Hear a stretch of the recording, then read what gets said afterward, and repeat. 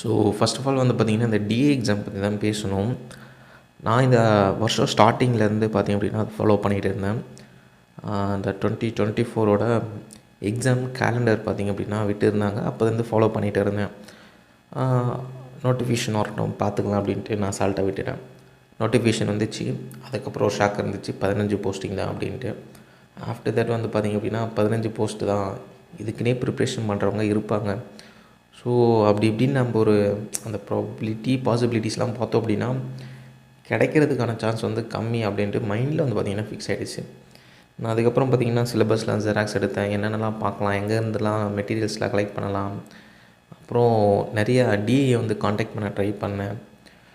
அந்த பாயிண்ட் வந்து எனக்கு கிடைச்ச இன்ஃபர்மேஷன் வந்து பார்த்திங்க அப்படின்னா சிலபஸை ஃபாலோ பண்ணுங்கள் அப்படின்னு ஒரு காமனான ஒரு திங்ஸாக பார்த்திங்க அப்படின்னா எனக்கு கிடச்சிது. அதை தாண்டி வேறு ஒரு இன்ஃபர்மேஷன்ஸும் எனக்கு கிடைக்கவும் இல்லை. அதேமாரி அதுக்கு ஒரு மோட்டிவேட் பண்ணி இவரதுக்கும் ஒரு பர்சன் வேணும்ல.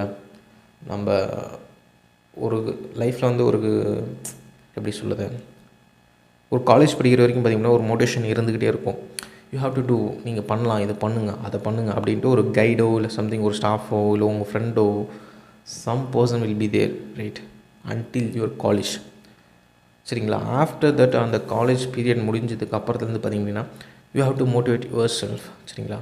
மேபி நீங்கள் பிஜி பண்ணியிருந்தீங்க அப்படின்னா மேபி உங்கள் மென்டார் கூட அந்த டைமில் உங்களுக்கு ஹெல்ப் பண்ணியிருக்கலாம். ஆஃப்டர் தட் வந்து you have to push yourself. சரிங்களா? நாம் தான் புஷ் பண்ணணும், நம்ம தான் வந்து எந்த பாத் கரெக்டாக அப்படின்ட்டு பார்க்கணும். ஸோ அப்படின்றப்ப லாட் ஆஃப் டைம் வந்து பார்த்திங்கன்னா நம்ம டிமோட்டிவேட் ஆகும், செல்ஃப் மோட்டிவேஷன்ஸ் இருக்காது, நம்மளை தான் நம்ம புஷ் பண்ணணும். ஸோ அப்படின்றப்ப அந்த டைமில் வந்து நான் ஃபெயில்டு. சரிங்களா? அது ஓப்பனாக ஒத்துக்கணும்.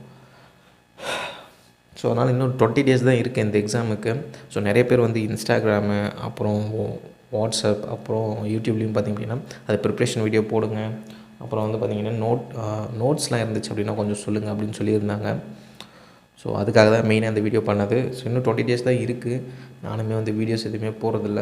ஸோ அதனால் இந்த ஒரு 20 days இது ப்ராமிசிங் வீடியோ அப்படின்னு சொல்லலாம். ஸோ இந்த 20 days வந்து பார்த்திங்க அப்படின்னா நம்ம இந்த ப்ரிப்ரேஷன் வீடியோ போடுவோம். பிஃபோர் தட் வந்து பார்த்திங்கன்னா நான் ஜிபேலாம் ட்ரை பண்ணியிருக்கேன். பட் வித்தவுட் ப்ரிப்ரேஷன் தான் வந்து பார்த்திங்கன்னா நான் அட்டென்ட் பண்ணியிருக்கேன். ப்ரிப்ரேஷன் பண்ணாமல் போய் அட்டன் பண்ணதில் ஒரு 15 to 20% மார்க்ஸ் வந்து பார்த்திங்க அப்படின்னா எனக்கு கிடைக்கும். நான் அந்த நம்பர் சொல்ல விரும்பலை, ஜஸ்ட் பர்சன்டேஜில் சொல்கிறேன். Okay, so that if I prepare for this how much percentage I will get அப்படின்றத பார்ப்போம். Let's see. Thank you for watching.